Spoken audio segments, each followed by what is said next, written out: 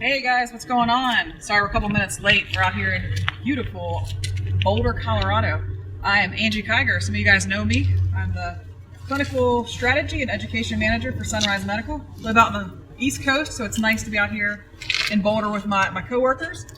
Got one of my partners in crime, you might say, here from Sunrise. So who are you, Mark, and what do you do? Yeah, my name is Mark Gregg. I'm the Vice President of Research and Development here at Sunrise. Been with Sunrise for about 22 years, and so we've got a new product to show you today. So I'm super excited for any of you guys who've had the opportunity to see me speak or have known me in previous lives before joining Sunrise Medical. You guys all know my passion is power mobility. I want to get folks out there. I want to get them moving. I want to make sure that my kids, my adults, whomever can be independent. I was super excited a few years ago when we actually purchased the Switch company. And the Switch has a long history of having great alternative input devices because my history is not a lot of the folks I've worked with can use a standard joystick. So when we were looking at doing a head array a few years ago, we designed a head array that actually had two types of switches in it. And a long time ago, I remember thinking, man, I wish I could have this proportional option available not just in the head. So Mark, what are we going to be showing today, and where did it come from? Where did the idea come from? Right. Today we've got the new Cool Cube, and it is based on technology that was developed for the Dual Pro, which, as you may know, was a head control that has proportional inputs rather than switched inputs. So this Cool Cube now has Cool Cube and Pro Spot switches, now provides proportional switched inputs for drive control rather than simply just on-off or mechanical switches. So that's what we've got new today to show. Can you go a little bit more into proportional versus non-proportional? Because I think that could be a little bit of people don't necessarily understand. What do you mean by that? Sure. Well, proportional is just like a joystick. So the more you move the joystick, the faster you go. Or the more you turn the joystick left or right, the steeper the radius of the turn. So these switches provide a significant amount of added functionality to a drive input versus, say, a mechanical switch, which is just either on or off, just like a light switch is. Whereas the proportional control is much more like a gas pedal and steering wheel, like someone would normally operate a vehicle. Nice. Okay. So I have a long history of teaching folks how to drive power wheelchairs. One of the things I always talk about is learning directions can be a bit abstract, if I'm being honest with you, especially if someone's never driven before, like a kiddo. I mean, research shows you can start training power mobility as young as 6 or 7 months old. And I was that one who was definitely doing that back in my days of working at HSC in Washington, D.C. But the thing was, I'd get to a certain point of teaching directions where just the on-off or basic directions with standard non-proportional switches, and then jumping up to a fully proportional joystick was a pretty big leap. And so I remember thinking if there was a way with switches that we could really grade that speed, then it'd be a nice stepping stone. And so you're telling me that these can do this? Yeah, we've got a couple ways you could do that, Angie. One is mechanical switches interface with the Cool Cube just as well as our new proportional Pro Spot switches do. Okay. So I can plug in these buddy buttons into the Cool Cube and have them function just as a normal mechanical switch would. Okay, so let me interrupt you really quick.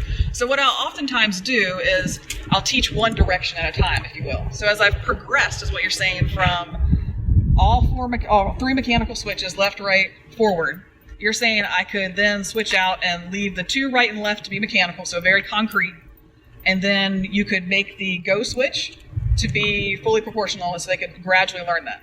Yep, absolutely. So I could start off with even 3 mechanical switches and then progress to a proportional forward control or vice versa, proportional left and rights, and then switch out to proportional switches as the user progresses in their capability. All right. Well, Mark is used to this, and come from the clinical background, I'm always full of a lot of questions and what can it do? But the other thing, I think practicality, right? So I'm in clinic, I'm doing an eval. I tell you what, kids especially do not have the tolerance for me to be taking forever to do things. How hard is this to program? And if I want to switch out these switches, what are my options here? Right. So the Cool Cube has been designed to automatically sense what type of switch you've plugged into. Okay. So it automatically senses if it's a Pro Spot proportional switch or if it's any other type of mechanical switch. and there's no setup required. So as soon as I plug that switch in, it senses the switch and automatically adjusts for that. So during an evaluation, as you've just described, it's really simple. I can just pull out that switch and plug in a mechanical switch without any difficulty. Huh. One thing I got to make sure, though, is that the system is off when I do that, because otherwise... Yes. Toes and all sorts of things can be run over, so be very cautious, guys. Always turn it off when doing any sort of changes in programming and setup. That's right. All right, so that's a quick rundown. Since we got, it is a Facebook Live. I don't know if we've had any questions pop in yet or not, but any questions from I do have some other Sunrise people here that are managing our questions. Jeff, do we have any questions so far? He's been writing them down for us, which has been excellent. Haha, Mark. Are they water resistant was the first question. I get this because, especially we're talking kiddos, let's be honest, there's stuff, for those of us who work in a clinic setting, there's drool, there's food, there's all sorts of stuff, or there's rain if you're in the elements. What do we have here? Yeah, they absolutely are water resistant. We've spent a lot of time making sure that each switch is properly sealed as well as the box is properly sealed. Okay. So we've tested it just as we would test the entire wheelchair and all the other electronic components on it. Okay. Now, if the user, if we decide that this is the one we want to go to with the user, does the box have to be mounted on a tray, or can this be mounted in the back like the standard, like the other switch boxes were? It can be mounted anywhere as long as you've got enough cable and routing for the cable. We put it on the tray partly because it has audible output. Oh, okay. So if a person touches the switch, they can get audible feedback to when they make contact with the switch, which is a nice feature for some kids. Now, so a lot of the clients I deal with also have cortical visual impairment, very common with children with cerebral palsy. The question here is, if they're all the same sounds, then how are they going to know which direction? Are they different audible tones, or what is it? They are different audible tones, so each switch has a unique and distinct audible tone so that you can differentiate between different types of switch closures. Another question coming in from Jeff related to the switches. What are the different colors available? There are 5 different colors available. As you can see here, we've got green, blue, orange, and of course we've got red, and then yellow is another switch. So what are the colors for? This is something that I often get questions on. When I've been doing power mobility training, Cali, since like 2001, 2002, and one of the things we used to have problems with at the hospital was the fact that if the same people were covering the same patient, we get mixed up about what colors mean which directions, all that kind of good stuff. So that was the practicality side of it, why I like different colors. The other side is, as I mentioned before, I work with a lot of clients that have cerebral palsy. And cortical visual impairment is often a visual disorder that we see in our children with cerebral palsy and various other diagnoses that we work with. And so through my research, I've learned that the primary colors are the ones that are typically easier to see for those clients. So I really got into it. I personally like to assign directions. So in my world, green will always be forward, blue will always be right, yellow is always left, and red is always reverse. And that is something I think I probably hammered into the Switch It team a little too much, but they did listen, so I can kind of, I won't take credit for it, but they did hear me when I was saying I want colors. But at the same time, if they want to have it set up where it's like all the same colors just when he gets direction, can they order all five reds if they want to? Absolutely. Yeah. Okay. They can choose whatever colors they want, mix and match, and make it just right for them. Okay. I did see one more question I know came in from Jeff that was they want to know what wheelchairs will CoolCube work with? Yeah, it's been designed with the same standardized interface, the 9-pin interface that most of our switched inputs use. So it's really compatible with any chair that uses the Trace 9-pin standard. Okay, so like you're thinking like anything like RNet. Yeah. So like Carmobile uses like probably Quantum. Yeah. Probably okay. So they're electronic. So okay, yeah. Can you use it as a foot control? This is one that I can feel this one. Probably have to have them safeguarded a little bit. So I'm very big into. I had a kiddo many years ago, and over time he actually, due to his posture, was unable to drive with his standard joystick. And let's just say, and we used to say this at the hospital, I'll use Disney language when describing his reaction when he could no longer drive standard joystick. And as he was sitting there, he was tapping his foot. He was so mad at me during clinic. And I was trying to figure out, what volitional movement did he still have? And it turned out he was able to move that foot on his foot plate. And if any of my former HSC people are watching, they know exactly who I'm talking about here. So what we did was first we tried mechanical switches, just like these guys, underneath his feet. Now I'm going to ask an engineer here, off the cuff question. How do you think someone that has a lot of extensor tone, smashing this with their foot, how long do you think this type of switch is going to last? Not very long. Not very long. So what we ended up doing was using something like proximity switches. We mounted it underneath the similar material used for a tray, right? Because the neat thing is that proximities can read through that. Now, is there proximity technology in these? Yes, so the switch, the proportional switch, the Pro Spot, actually uses two types of sensors. Okay. So there's a proximity sensor in there, which allows the user to come very close to that switch and activate it without actually touching it or just barely touching it. Okay. So no force is required. Mm-hmm. And then there's also a pusher sensitive switch in there, which is the proportional part of the switch. So the harder you push down on the switch, the faster you go. Mm-hmm. So the proximity sensor will bring the speed up to about 40%, mm-hmm. and then the remaining 60% is fully proportional depending upon the force. Okay, so long story short on that answer, it would depend on the client, which I know you guys are probably used to us saying that. If you work with therapists, that's what we say a lot of times. It really depends on how it's mounted, how much force is being placed on it, because if it is someone who does have the ability to, say, grade the amount of force that's going on with their foot or their big toe, absolutely would work for them. If we do have a situation like the young man I was talking about before, that honestly he only just smashed all the switches, then this probably, the proportional is not what I would do. I would do a proximity switch mounted under, which you can get naked proximity switches mounted on anything you can switch it to, right? Yeah. Okay. So yeah, we can definitely do that. I am going to take this for a drive, which I'm pretty stoked about. I'll back up because they did make an obstacle course for me.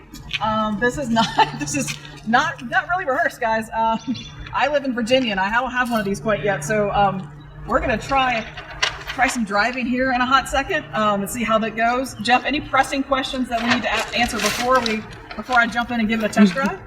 All right. I think the only thing I'd like to add, Lindsay, before you drive, is that I think the biggest benefit of the proportional switches is really in the directional control of the chair. Okay. So yes, I can push harder and I can go faster, but where it really makes a difference is I can really change how tight the turn is by how hard or how much I'm engaging that switch, which really allows me to course correct in narrow confines and hallways and things like that, which mechanical switches really don't allow me to do. Yep. I think as you try it out in the obstacle course, I think that's something.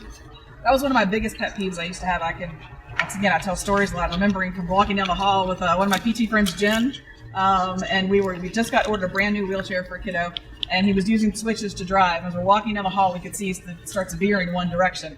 And he got very frustrated because he had to lift his hand all the way off and go and switch directions. So what Mark is saying is that it's a little bit easier to control directions. So we're going to give it a whirl. And guys, I kid you not, I haven't really driven this. So that's why we're using cardboard boxes. So if I wipe out, nobody's really getting hurt. So we're going to give this a whirl, guys. And I'm a little worried if this doesn't work out, I'm going to make sure Sunrise deletes this from our page. Better not show up at a sales meeting, anywhere, guys. All right.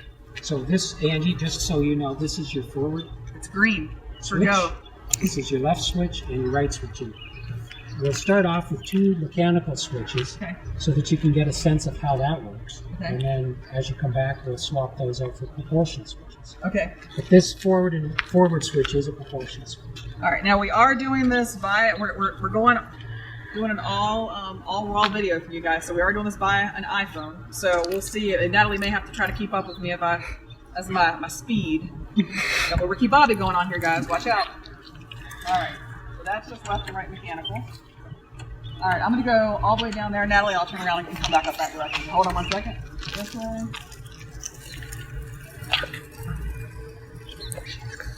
See if I can get around the top.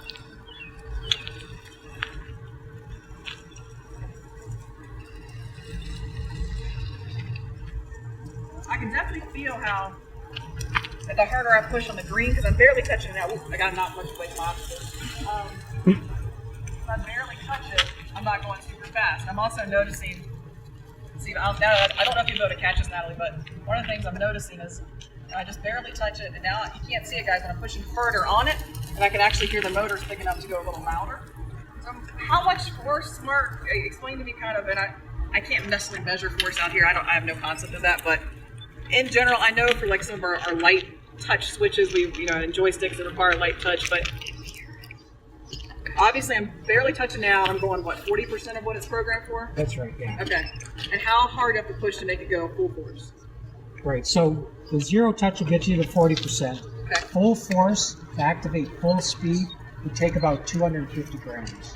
That can't be that much, right? About half a pound. Oh, half a pound. All right. That's why I have engineers here, guys. Tell me what 350 grams of force is half a pound. Here we go. Very, very little. I got an engineer. I can't see. We have another engineer in the background. Uh-oh. All right. Now I think I'm advanced enough. Can I do fully proportional? Yeah. Come on back. Do you trust me with that? I'm not going to break it. I might break it. So now to switch out the mechanical switches, Angie. Power off first. Thank you. Safety first, guys. All we need to do is unplug these switches. So the two mechanical switches are now disengaged. Mm-hmm.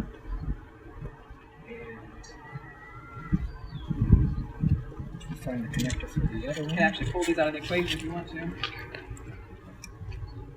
Now the proportional switches are engaged. Okay.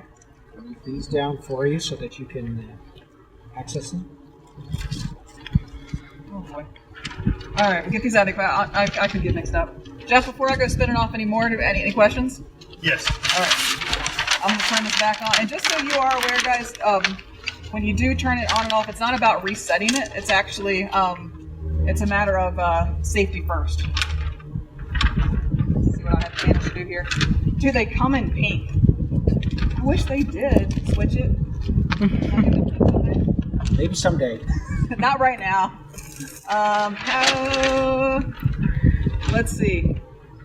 Can you explain switch driving versus proportional and how is this set up?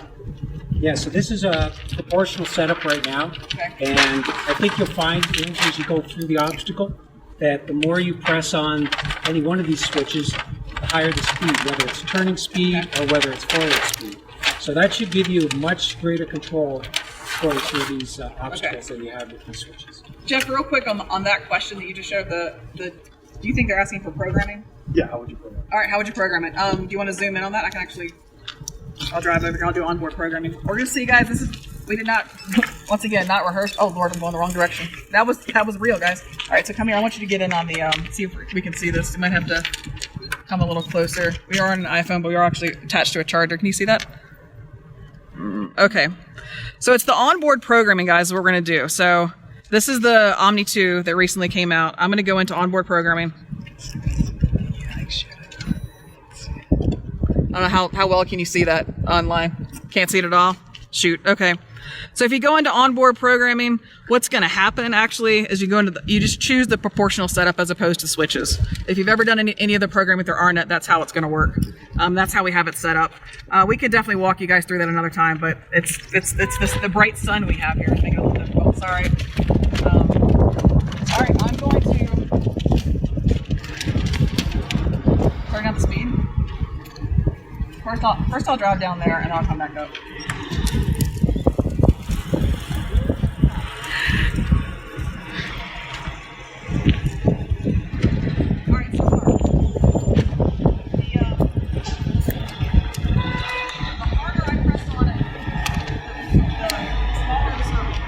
That's right. The tighter the turn, because you're increasing your turn speed.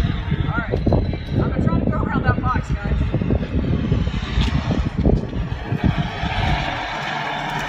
So press, oh yeah, it is. I know that's tight.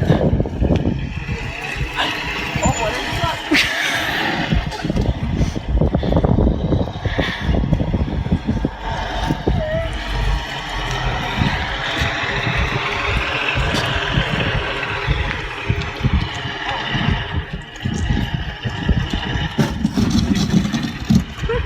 Even the best drivers, Andy.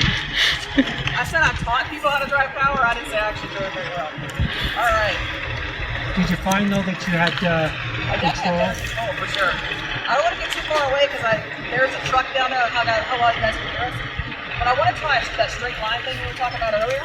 So Natalie, what I'm going to try to do is try to go straight down that middle parking line right there. We're in a parking lot, guys, in case you couldn't tell. And one of the things I was talking about was that when you go down a straight line with mechanical switches, it kind of can veer. What Mark is telling me is that I should be able to course correct a lot easier, a lot faster. Real-time trials, here we go.